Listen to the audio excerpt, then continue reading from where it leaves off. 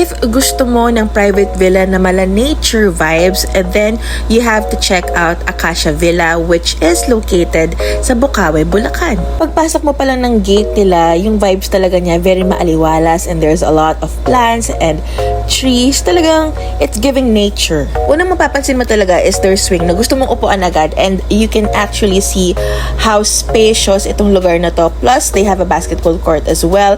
And what we love most about this place is their swimming pool. So, meron silang pang adults and meron din silang pang kids.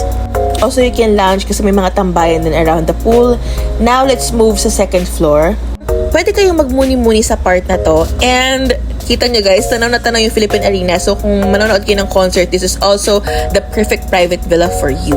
Now we explore their rooms. They have 2 large rooms na may 2 double deck, and wala kayong maproblemahin sa aircon kasi talagang malamig siya. Perfect na perfect.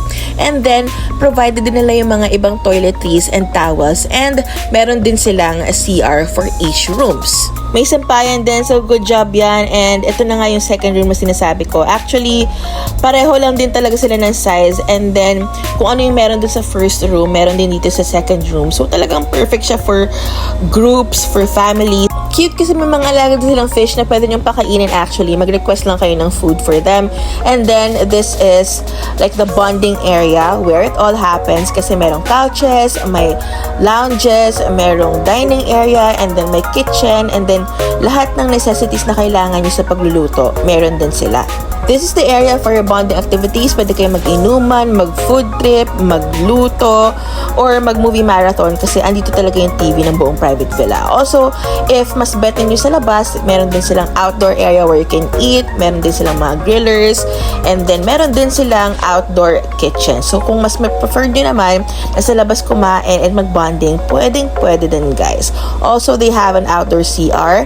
Overall experience is maganda talaga kasi nga, very peaceful yung dating niya, walang ingay, very calm, very cozy, and then spacious talaga yung buong lugar. So for kids, pwede talaga silang maglaro, and this is also great for large groups. And then malapit pa sa Philippine Arena. So what are you waiting for? Try it now!